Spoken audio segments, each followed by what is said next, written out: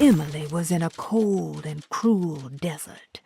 As her feet pushed into the ancient dunes, her mind flickered to the beach in Kingsport, where the shadow of the tall lighthouse crossed the coast like a needle. It seemed so much more sinister than it should. A temple dedicated to the Dark Man, she thought. How is this worth pursuing? This is madness.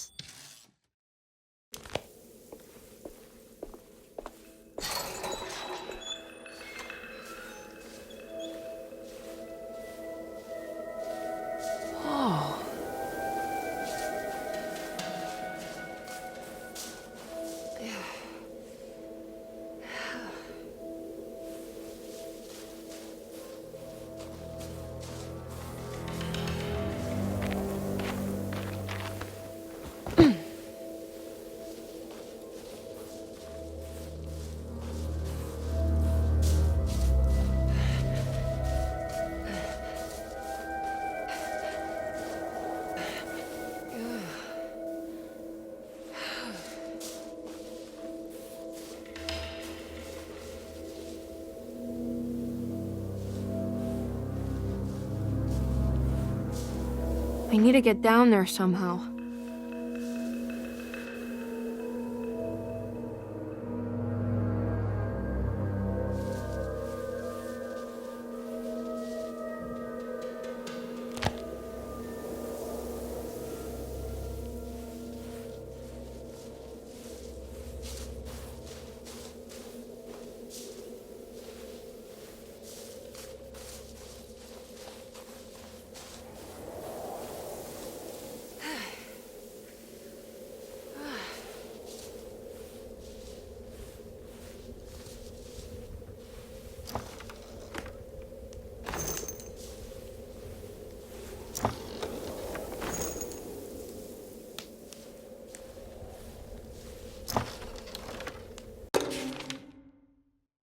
The Temple of Nephron-Ka lies under our camp.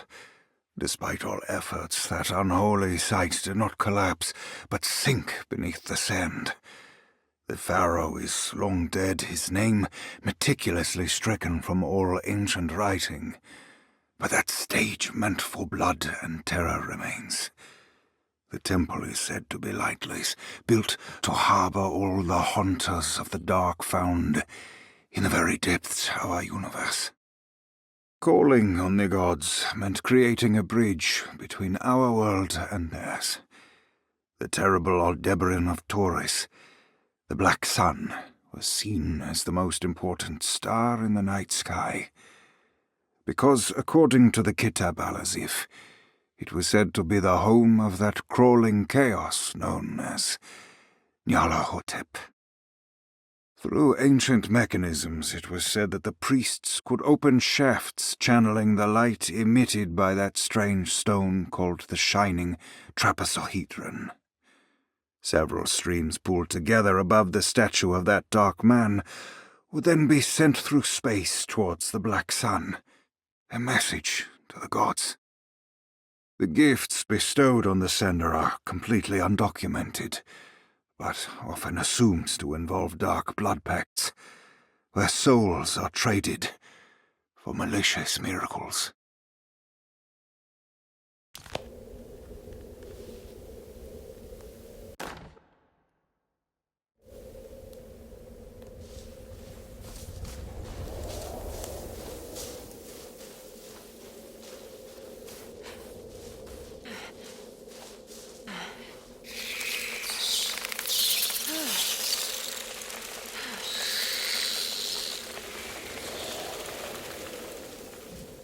Okay, you can do this, Emily.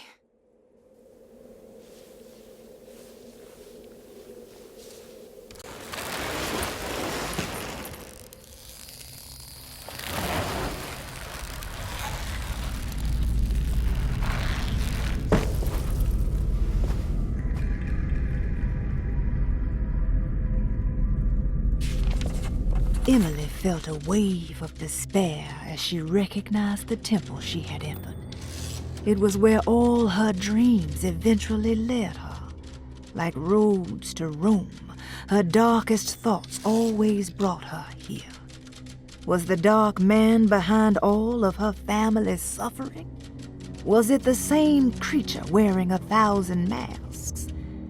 Finally, feeling her own sanity slipping away, Emily steeled herself and set off in a hurry to find Jeremy's contract with the Dark Man, so she could leave this cursed place.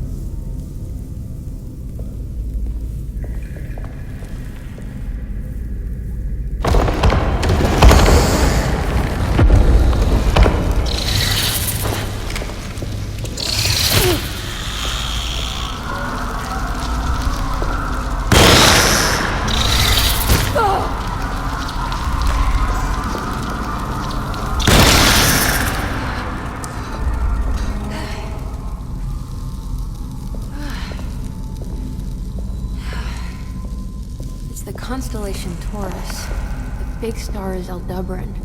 Something to do with the Dark Man. I've seen this in a dream, but as a shallow pit of darkness. This is definitely where the contract is hidden, but how do I get there?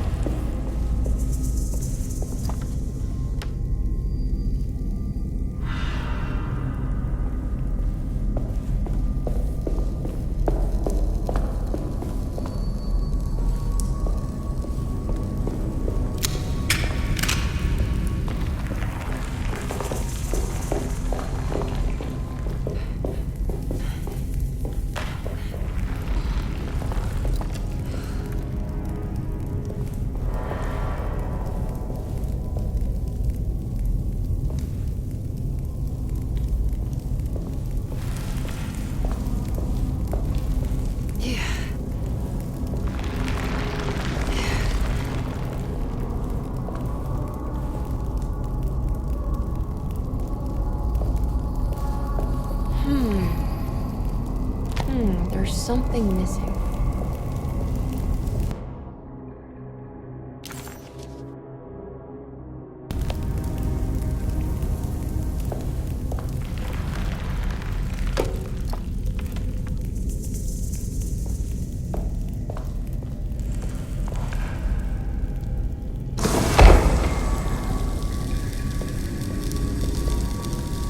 I think this one moves.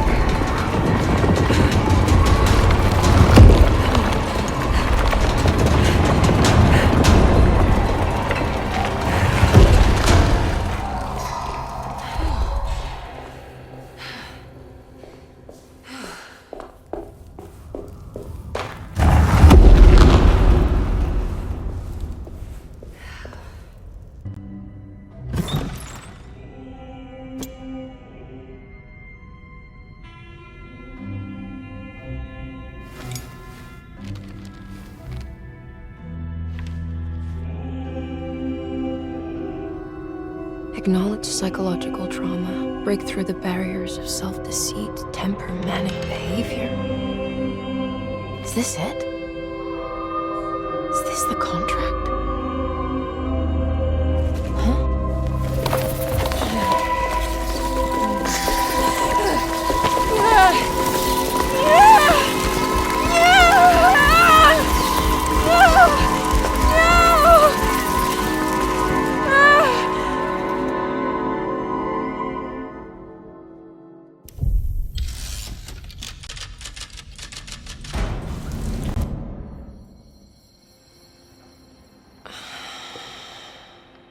Oh, Jeremy.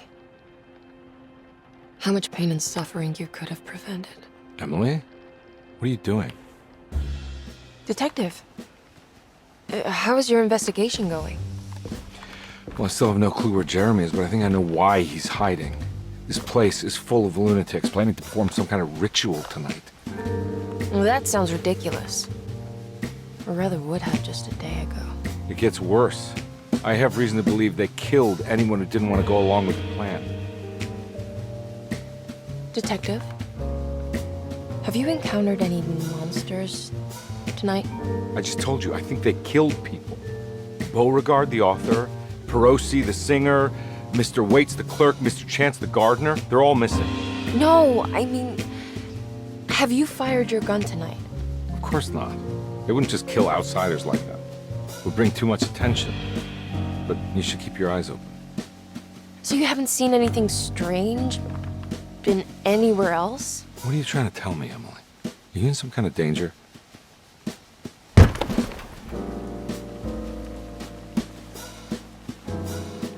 Let me drive you back to New Orleans. I think I have enough. You know, at least get the police to take a look at this case. No, I'm fine. Thank you, Detective. I'll find your uncle, Miss Hartwood. Just stay out of trouble.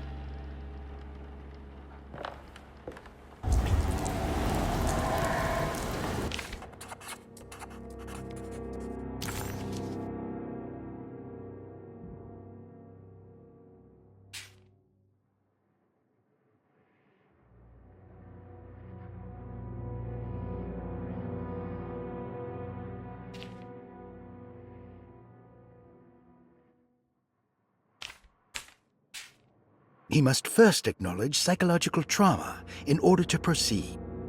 The lying must stop, so we can break through the barriers of self-deceit. Finally, temper manic behavior. Medicine has failed me. Nothing can be done to dispel the Hartwood curse. Only the sacrificial dagger may release the despair from Jacob's eye. Yet, doing so would be the doom of Derceto. Let this curse of mine be a weapon for once. I accept your demands. Oh, crawling chaos. Build your prison around this godforsaken hospital. When evil has been starved, I will stay buried forever.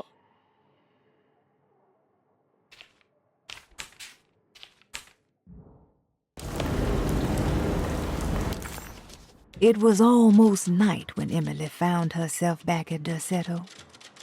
What exactly had she been doing? And what was Detective Conby talking about? Did any of her findings make any sense? All she knew was that she wanted to figure out what the 3 steps to the contract entailed and how this was connected to Dr. Gray.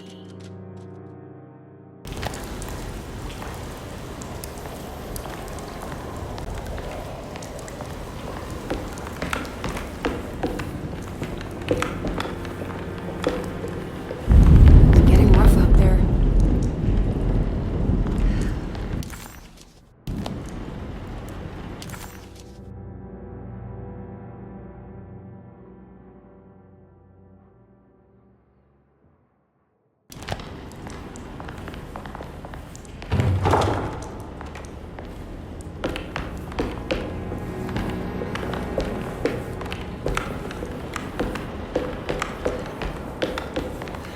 I need the key.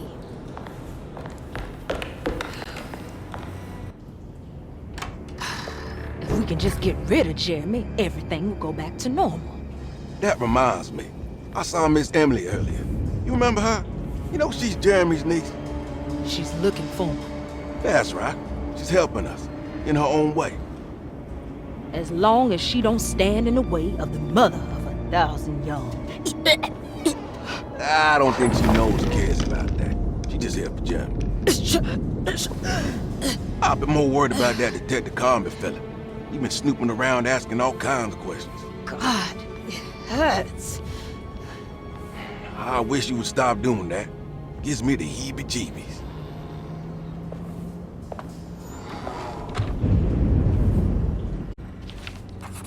The orderlies, Baptiste and Lottie, were back at Derceto as well, like pieces of Emily's past haunting her. She couldn't figure out if they were on her side or not, and what was Lottie suffering from?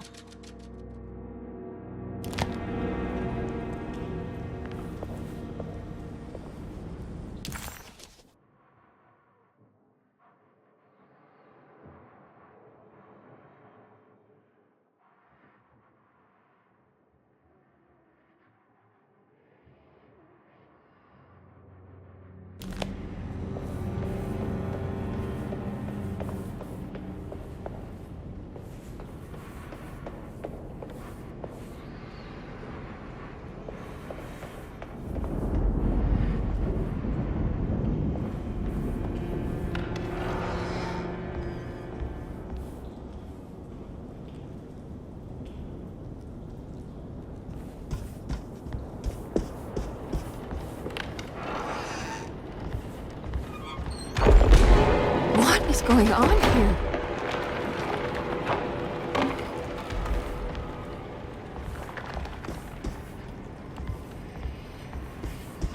It's blocked.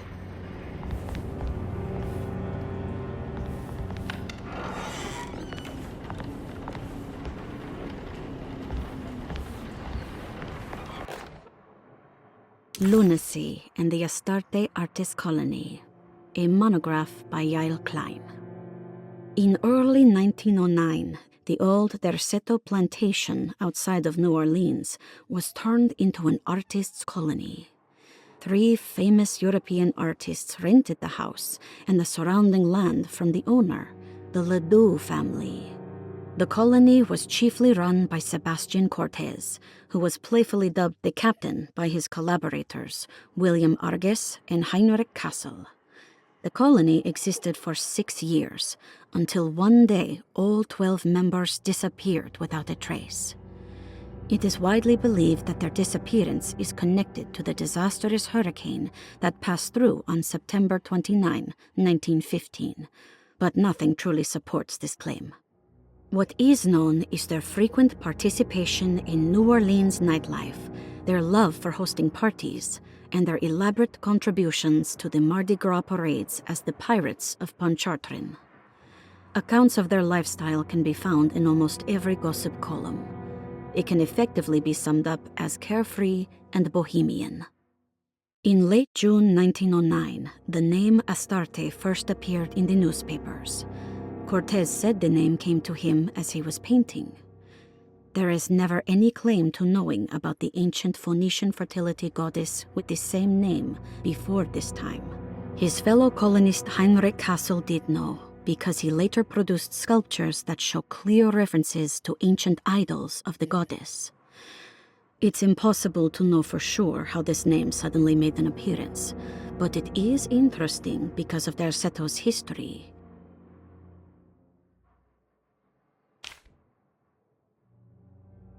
Even the name Derceto is the Greek name of a Syrian fertility goddess. In the case of naming the plantation, Derceto was certainly not an accident. We know that Elijah Pickford intended to build a temple for his cult, for he had distributed pamphlets 2 years prior to the purchase of the land, advertising his intentions. His followers were estimated to be almost 100 men and women, mostly sailors, Maroons, and Cajuns, when the plantation was built. To outsiders, Derceto registered as an ordinary slave plantation, which enabled Pickford and his flock to remain hidden for decades. The official story is that the cult lasted until 1862, when the Union Army came and burned down the plantation and scattered all who lived there. Following the Civil War, new people started to congregate in the ruins of Derceto to invent a new fertility goddess, the Shub Niggurath. As much as Derceto is a particular name to have heard of, it's not entirely uncommon among the learned. Astarte is equally known and could have been subconsciously chosen by well-read artists. Shub Niggurath is, on the other hand, very uncommon. Almost impossible that anyone in Louisiana would have heard that name. The name is referenced only in rare books like Unaussprechlichen Kulten and the Necronomicon, and is believed to be a bastardization of Arabic words meaning pertaining to the dark young. The few paragraphs printed on the goddess are so upsetting that no one in their right mind would want to build a religion resting on such qualities.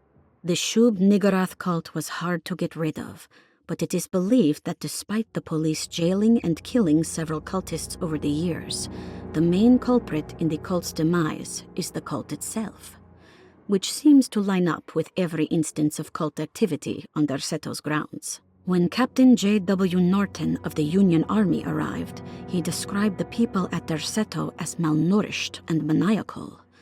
As much as the army tried to save them, they fought back with fervor, as if nothing was going to stop them from slowly destroying themselves. While the disappearance of the Astarte Artis colony remains a mystery, the recurring motif seems to suggest that their fate involved lunacy and a hunger for self-sacrifice to that fertility goddess with 1,000 names.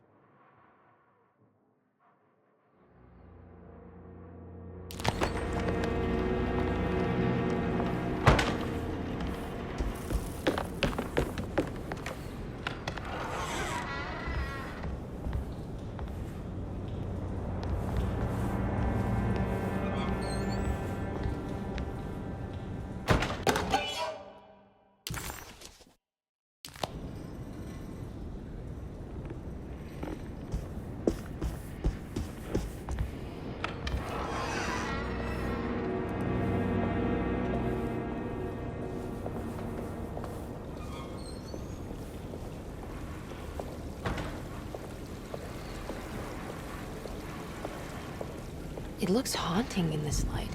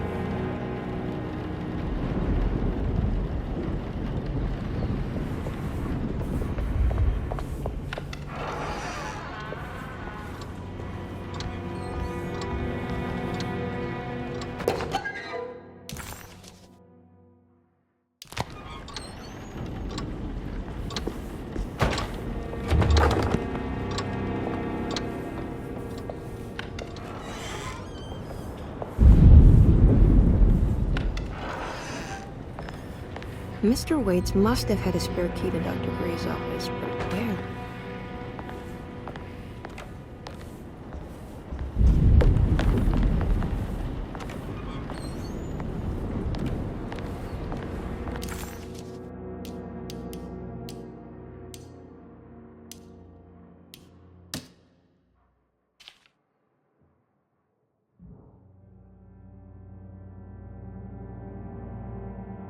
I bet I get... I don't know the combination. Wait. Maybe I do.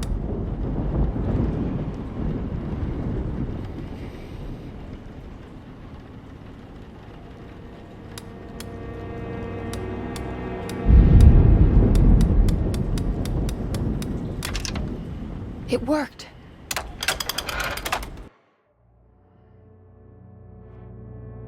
The last guest in the empty room suffered from severe maladaptation. I must write this down, because if I understand the condition sufficiently, it could make me deny this fact at a later date, and there is reason for me to think I may come to suffer the consequences from this dysfunction, as some who came in contact with the guest seemed to adopt a new worldview in which everything was predetermined but broken. Upon accepting this worldview, some memories became unmanageable and later rejected.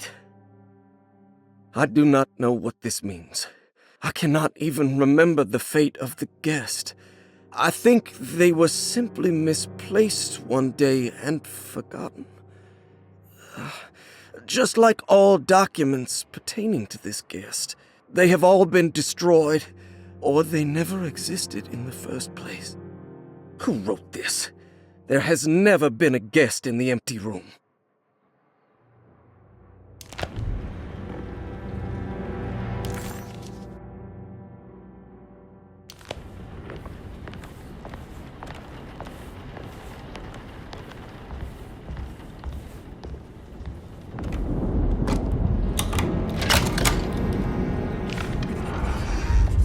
Emily felt lost as she entered the office of Dr. Gray, much like she had the last time she was here. She began to question what she was hoping to find. She was simply going on a hunch that Dr. Gray was somehow tied up in this contract with the Dog Man. Emily couldn't even begin to imagine what kind of evidence she would need. Besides a clear confession, of course. But she doubted she would ever find something like that. She was grasping at straws. The steps on the contract were so confusing to her that she was just hoping to get some small indication on where to go next. Here we are, Dr. Gray's office. Now let's see if we can find some answers.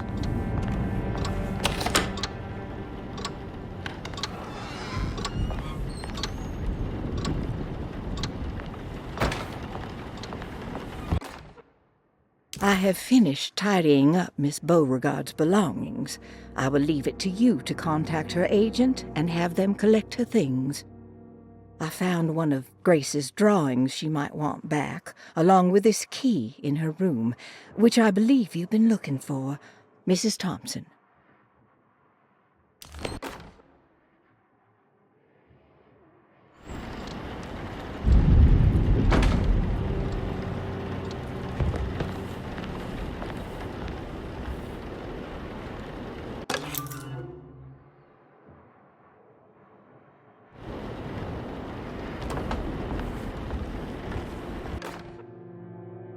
Dearest Dr. Manzetti, I find myself in a losing battle with my patient.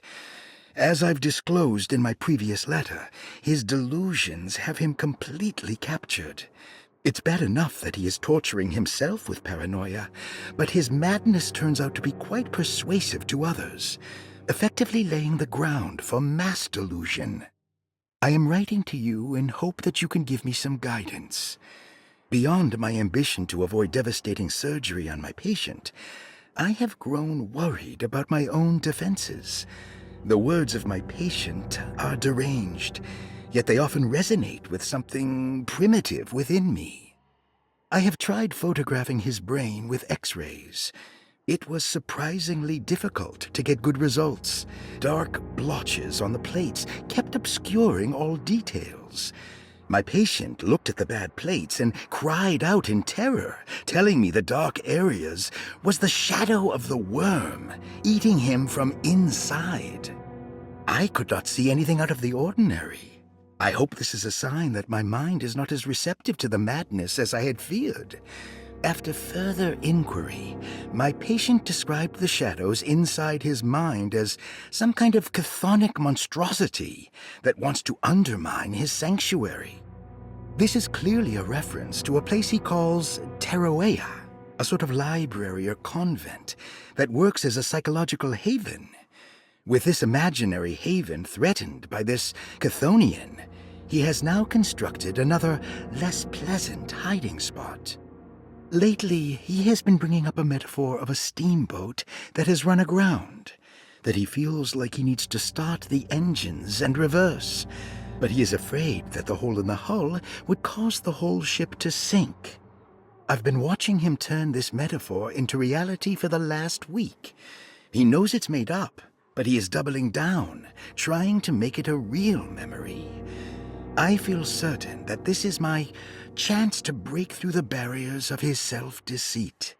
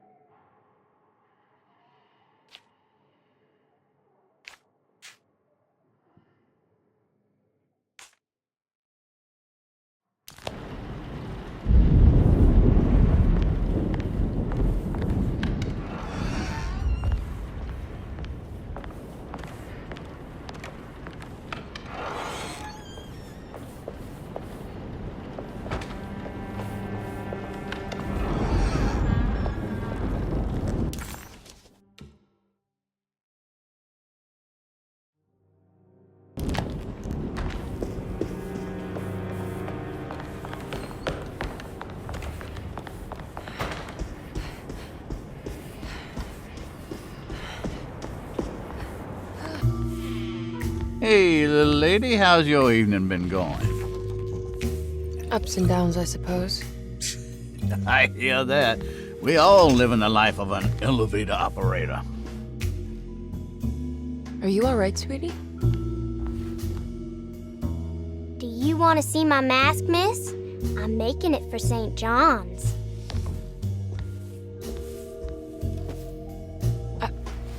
How did you... Is that supposed to be my... Ow! You should learn your place, little girl. Why are you acting this way? What did I ever do to you?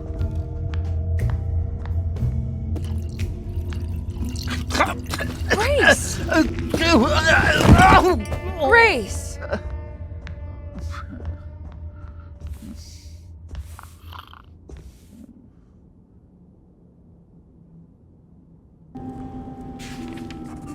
The mask had reminded Emily of her father. It didn't seem like a chance connection, but a purposeful reference made by that child. How could Grace have known what he looked like, and that it would upset Emily so? And why would she use those words? Emily felt like it was beyond strange. It felt impossible. Did it even happen? Was she losing her mind?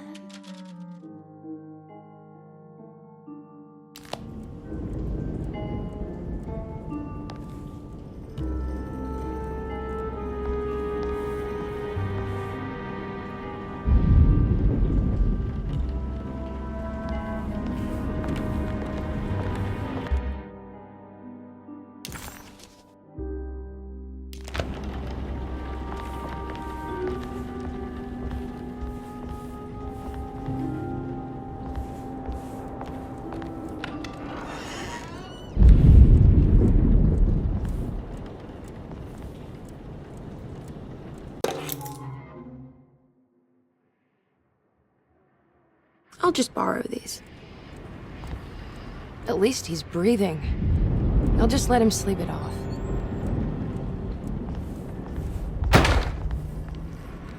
There's something missing.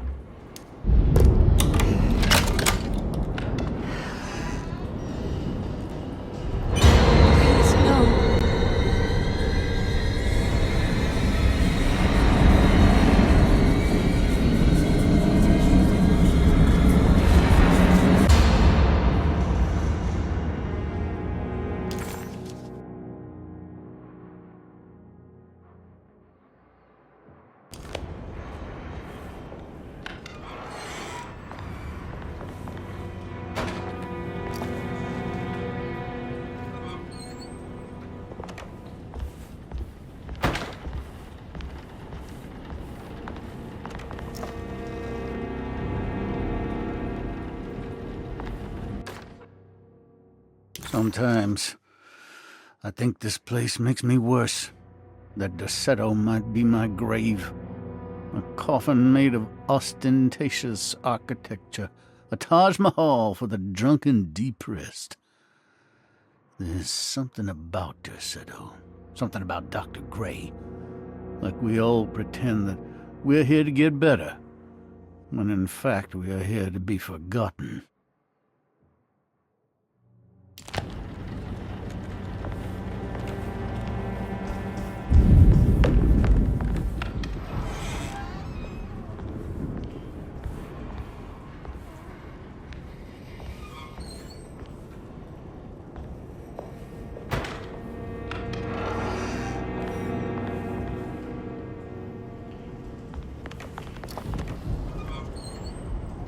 Ruth, are you there? No, of course not.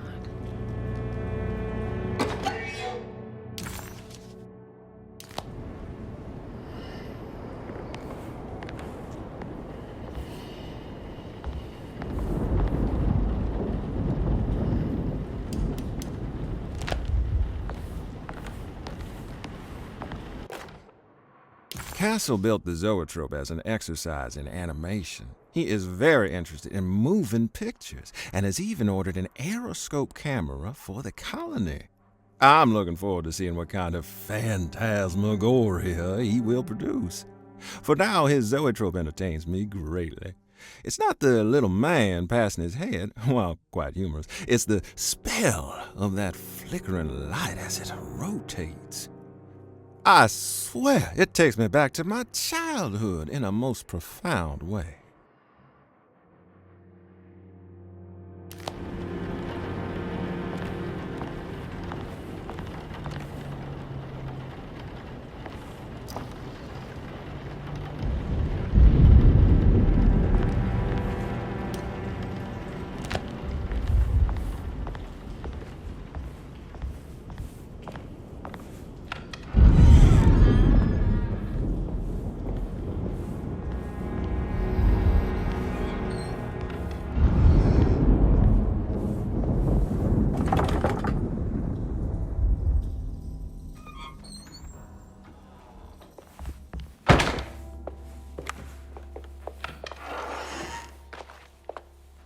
What is going on here?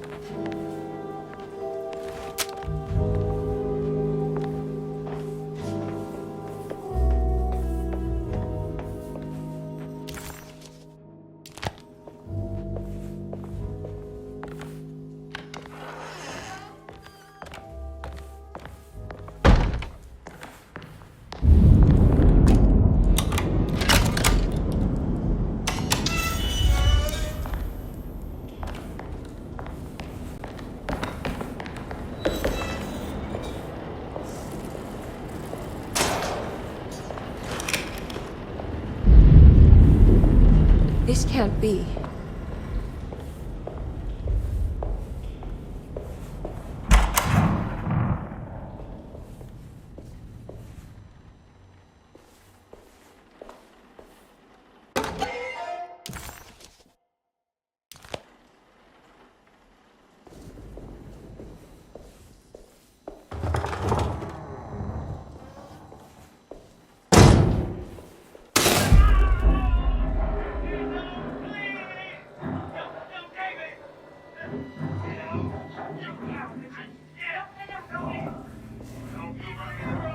I need the key.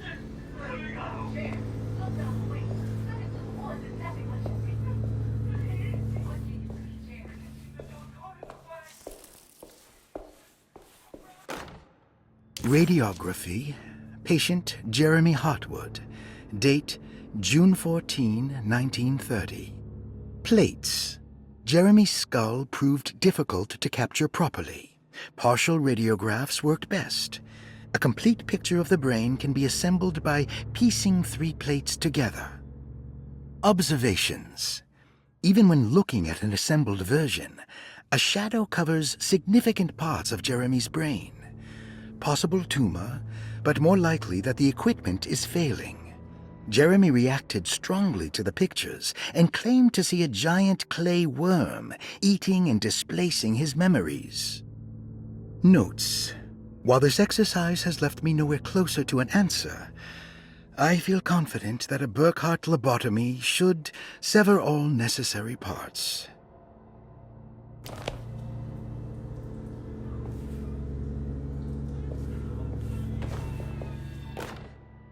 Hypothetical psychosurgery based on the ideas by Burkhardt and the St. Petersburg research could end up saving Jeremy's mind. Severing the connections around the frontal lobe would certainly solve most mental afflictions. The procedure would be brutal in performance, as well as in efficiency. An ice pick pushed through the edge of the eye and into the skull would untether the nerves like Alexander cutting the Gordian knot. As this would likely leave Jeremy in a very different condition, all other paths should first be explored. The medical instrument I would need for this lobotomy is missing, and I should have Waits order a new one.